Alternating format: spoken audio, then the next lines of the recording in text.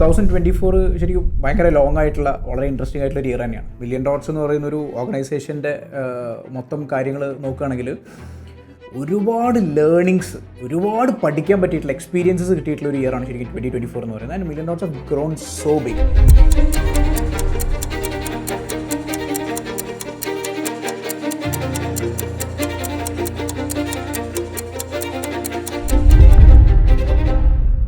Million ഡോട്ട്സിൻ്റെ ഇതുവരെയുള്ള journey നോക്കി കഴിഞ്ഞിട്ടുണ്ടെങ്കിൽ ഏറ്റവും കൂടുതൽ മില്യൺ ഡോട്ട്സിൻ്റെ സ്ട്രെങ്ത് എന്ന് പറയുന്നത് നമ്മുടെ ടീമാണ്.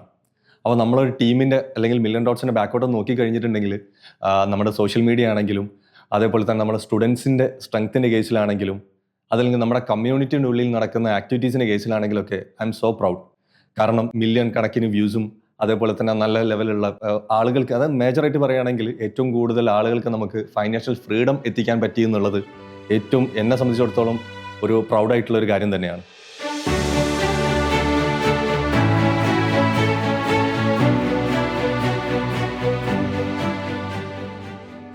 (2025) is very planned year. നമ്മുടെ ഓരോ സ്റ്റെപ്പും പ്ലാൻഡ് ആണ്, പ്രിസൈസ്ഡ് ആണ്. ഇൻഡിവിജ്വലായിട്ടുള്ള റെസ്പോൺസിബിലിറ്റീസ് അടക്കം സോർട്ട് ചെയ്തിട്ടാണ് 2024 നമ്മൾ വൈൻഡപ്പ് ചെയ്തിട്ടുണ്ടായിരുന്നത്. ഇപ്പോൾ ഇവിടെ ഉള്ളവരായാലും പോകുന്നവരൊക്കെ ഹാപ്പിയാണ്. കാരണം നമുക്ക് ജസ്റ്റ് ഒരു 9 to 5 ആ ഒരു ജോബ് എന്നൊരു ടീം, ഒരു ഫാമിലിയാണ് നമ്മൾ. കാരണം നമ്മളിപ്പം വർക്ക് ചെയ്യുന്നത് തന്നെ ജസ്റ്റ് വർക്ക് ചെയ്ത് പോകാന്നുള്ള ഇപ്പോൾ ആളുകൾ പോകില്ല, ആരായാലും എല്ലാവരും പോകില്ല, ഓഫീസിലുണ്ടാവും, എല്ലാവരും വർക്കും കാര്യങ്ങൾ ചെയ്യുന്നുണ്ടാവും. ചിലർ ചെയ്യുന്ന കാര്യം ഹാപ്പിയാണ് ചെയ്യുന്നത്. ജസ്റ്റ് ഭയങ്കര സ്ട്രെസ്സോട് കൂടി ഇരുന്ന് വർക്ക് ചെയ്യുക, ആ ഒരു കൾച്ചറല്ല മില്യൺ ഡോട്ട്സിനുള്ളത്. നമ്മളൊരിക്കലും മില്യൺ ഡോട്ട്സിലൊരു ഭയങ്കര പ്രൊഫഷണൽ എന്താ പറയുക ആ ഒരു വേ നമ്മളിവിടെ ട്രീറ്റ് ചെയ്തിട്ടില്ല ആരും ടീമിനൊന്നും. നമ്മൾ വളരെ ഫ്രണ്ട്ലി ആയിട്ട് എല്ലാവർക്കും ഭയങ്കരമായിട്ട് മിങ്കിൾ ചെയ്യാനും നല്ല രീതിയിലുള്ള ഒരു വർക്ക് കൾച്ചറാണ് നമ്മളിവിടെ മെയിൻറ്റെയിൻ ചെയ്യാൻ ശ്രമിച്ചിട്ടുള്ളത്.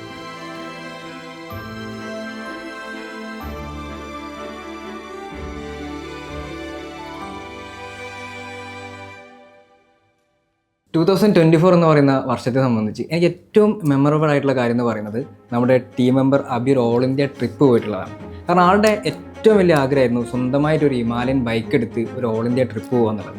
ആക്ച്വലി അത് നമ്മുടെ ടീം മെമ്പേഴ്സ് എല്ലാവരും പാർട്ടിസിപ്പേറ്റ് ചെയ്തിട്ടുള്ള, എല്ലാവരും ഒരുമിച്ചിട്ടായിരുന്നു ആ ഒരു ജേണി ഫ്ലാഗ് ഓഫ് ചെയ്തിട്ടുണ്ടായിരുന്നു. ശരിക്കും എന്നെ സംബന്ധിച്ച് അത് ഏറ്റവും മെമ്മറബിൾ ആയിട്ടുള്ള ഒരു കാര്യം തന്നെയാണ്.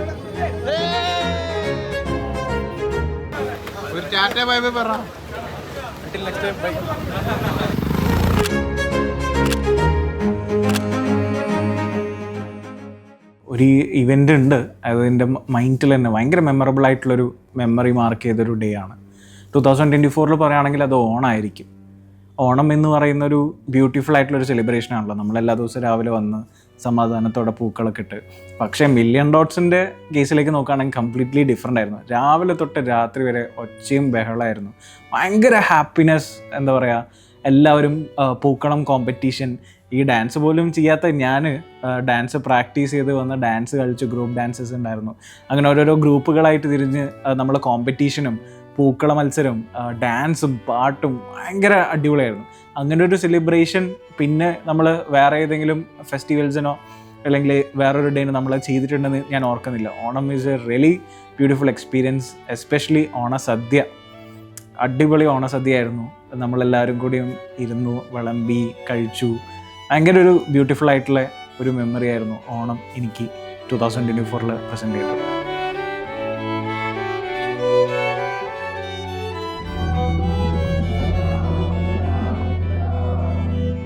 ഇപ്പം ഞാനൊരു സമയത്ത് ഇവിടെ ഒരു വൈകിട്ട് ഒരു എന്താ പറയുക, ഒരു ഞായറാഴ്ച വന്ന സമയത്ത് ഞാൻ നോക്കണം, ഞാൻ ഞായറാഴ്ച ഒരു 7 മണി 8 മണിയൊക്കെ കാണും, ഈവനിങ് ഒരു 7 മണി 8 മണിയാവുന്ന സമയത്ത് ഞാൻ വിചാരിച്ച ഓഫീസിലൊന്നും ആരും ഉണ്ടാവില്ല.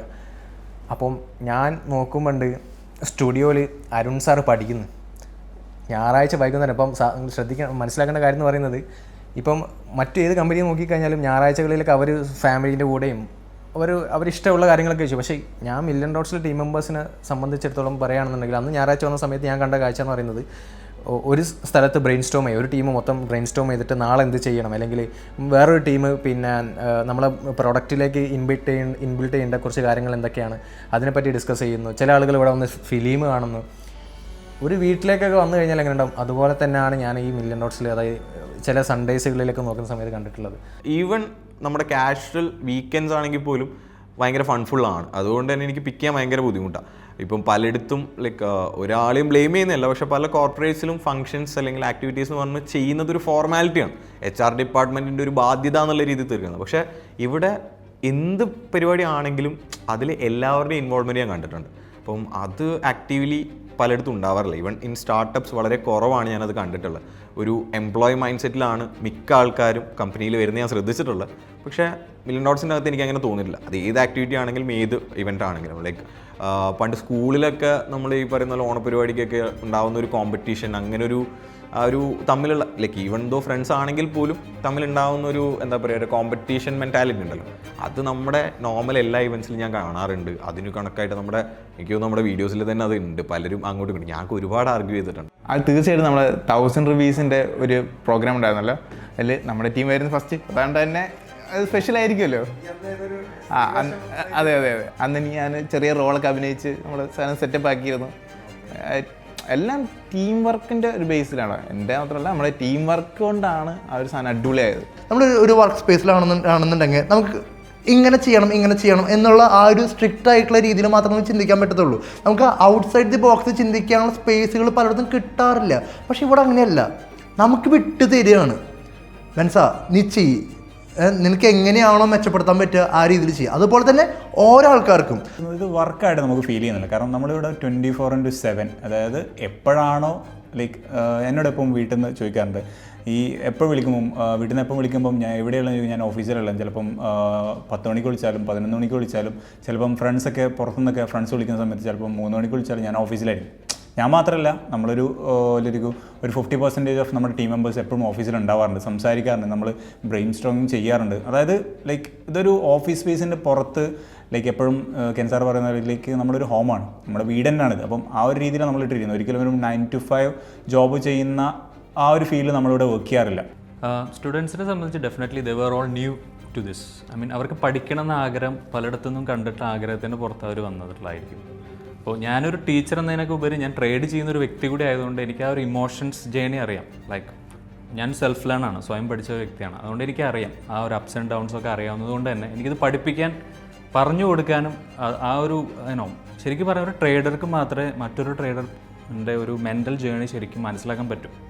അപ്പോൾ ഈ കുട്ടികളെ സംബന്ധിച്ച് ഇവർക്കൊന്നും അറിയാത്തതുകൊണ്ട് തന്നെ ആ ഒരു ഭാഗത്ത് എനിക്ക് നല്ല രീതിയിൽ അവർക്ക് പറഞ്ഞു കൊടുക്കാനും അവർക്ക് ആ ഒരു ഇമോഷണൽ കാര്യങ്ങളായാലും ടെക്നിക്കൽ സൈഡിന് പുറമെ ആ ഒരു ഹ്യൂമൻ സൈക്കോളജി പാർട്ടായാലും പറഞ്ഞു കൊടുക്കാൻ എനിക്ക് നല്ല രീതിയിൽ പറ്റി. കുട്ടികളൊക്കെ നല്ല രീതിയിൽ ട്രേഡ്സ് എടുത്തിരുന്നു. ലോസ് ഉണ്ടായിരുന്നു, ഡെഫിനറ്റ്ലി ഇറ്റ് പാർട്സ് അല്ലേ, പ്രോഫിറ്റും ഉണ്ടാകും ലോസ് ഉണ്ടാകും, അങ്ങനെ തന്നെയായിരുന്നു എല്ലാ ബാച്ചിലും. അപ്പോൾ ജൂലൈ ആയാലും ഓഗസ്റ്റ് ആയാലും ആൻഡ് സെപ്റ്റംബർ ബാച്ചാണെങ്കിലും എല്ലാവരും നല്ല രീതിയിലായിരുന്നു. അങ്ങനെ ചോദിക്കുന്നവരുണ്ട്, ചായ കുടിച്ചോന്ന് ചോദിക്കുന്നവരുണ്ട്, എന്താ കഴിച്ചതെന്ന് സഫാൻ എപ്പോഴും ചോദിക്കും, എന്താ കഴിച്ചത്, രാവിലെ എന്താ ചേച്ചി കഴിച്ചു പോകുന്നത്.